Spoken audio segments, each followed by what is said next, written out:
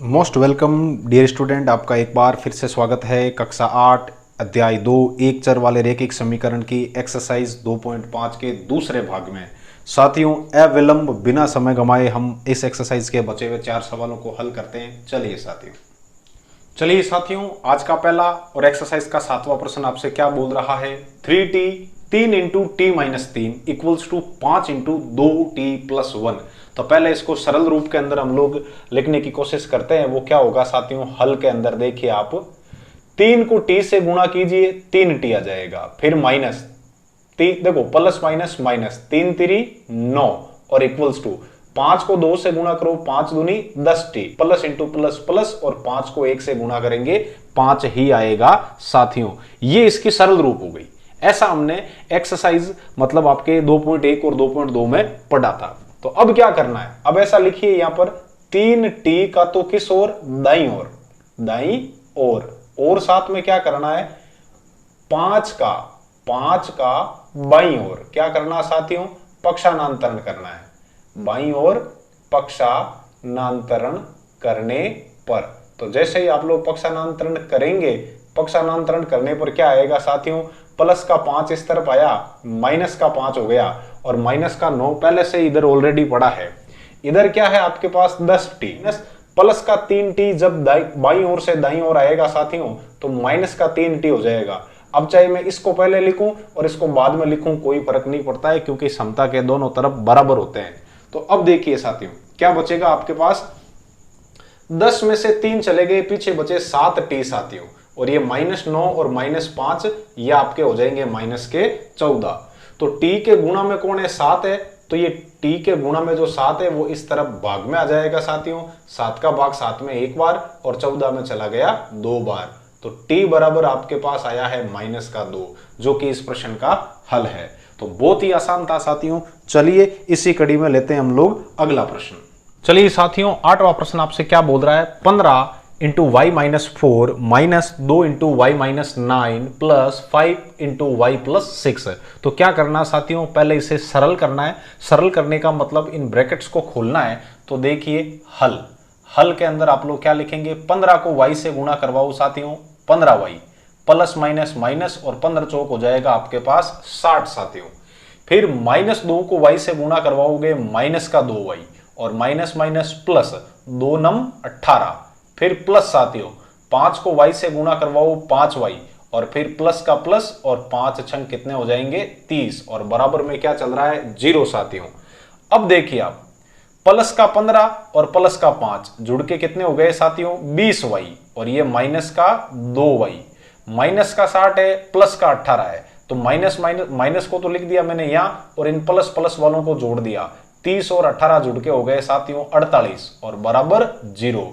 अब देखिएगा आप 20 में से 2 चले गए, पीछे बचे 18y साथियों और माइनस का तो 60 है और प्लस का 48 है, तो 60 में से 48 चले जाएंगे, पीछे बचेंगे माइनस के 12 साथियों बराबर 0। ये अपनी अब तक की सबसे सरल फॉर्म में आ गया साथियों।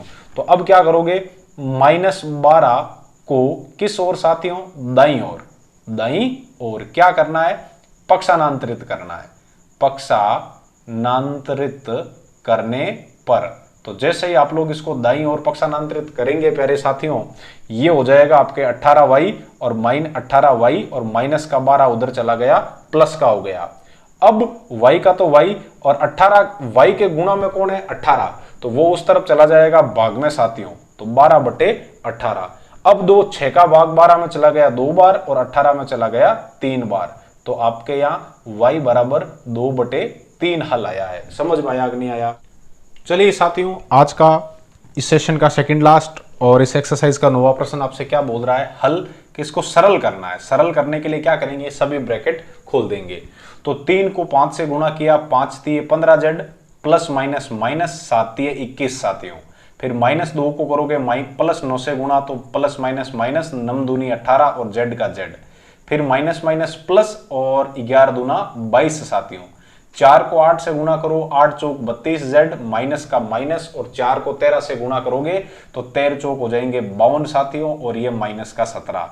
अब z वालों को जोड़ दो और बिना z वालों को जोड़ते या घटते हैं तो जोड़ दो या घटा दो।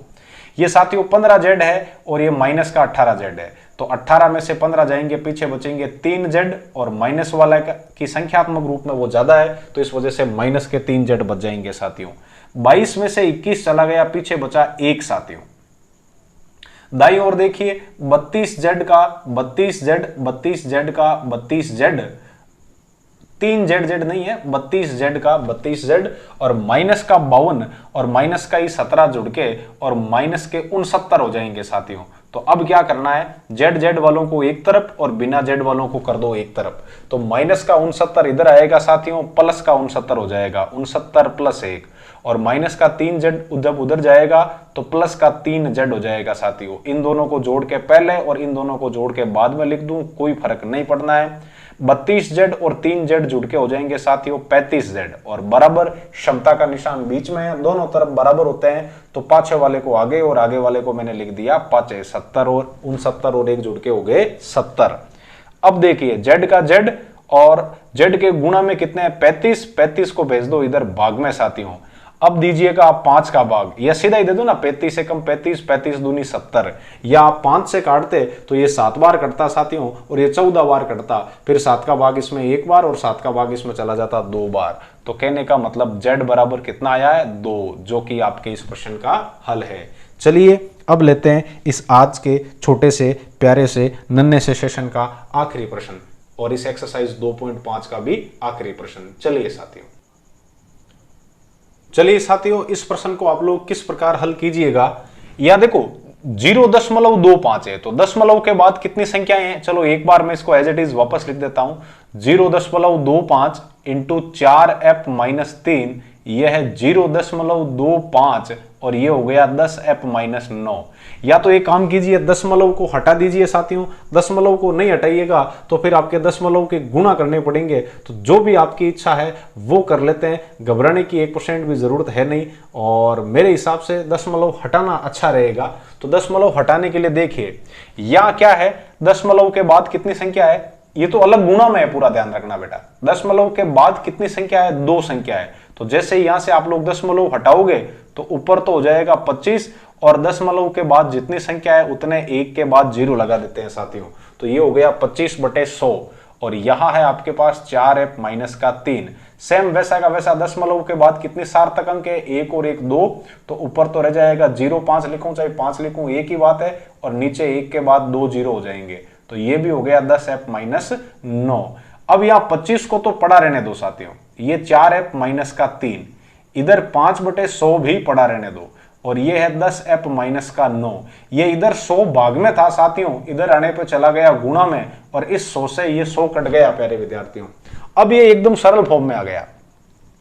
25 को 4 से गुणा किया, 25 चौक 100f और माइनस 25 3 हो जाएंगे साथियों 75। 10 को 5 से गुणा करो, 5 दाए 50f माइनस का माइनस और 9 पंजे हो जाएगा साथियों 45। अब क्या करेंगे, f वालों को एक तरफ कर लो। तो यहां क्या है 100f साथियों, माइनस का 50 प्लस का 50f उधर था वो इस तरफ आया, माइनस का हो गया प्यारे विद्यार्थियों, ये है माइनस 45। प्लस का 75 माइनस का 75 जब उधर जाएगा तो प्लस का 75 हो जाएगा प्यारे साथियों। तो 100 में से 50 चले गए, पीछे बचे 50f और इधर 75 में से 45 चले गए, पीछे बचे 30 साथियों। तो f के गुणा में कौन है 50, तो ये f का तो f रह गया, ये हो गया 30 और 50 जो गुणा में है वो इधर भाग में आ गया साथियों। तो 0 से 0 कट गया, f बराबर आ गया आपके 3/5। ये बात समझ में आई कि नहीं आई कि सर बिल्कुल आ गई, यही इसका आंसर है। चलिए फिर मिलते हैं अगले सेशन में एक्सरसाइज 2.6 के साथ, तब तक के लिए धन्यवाद साथियों, थैंक यू।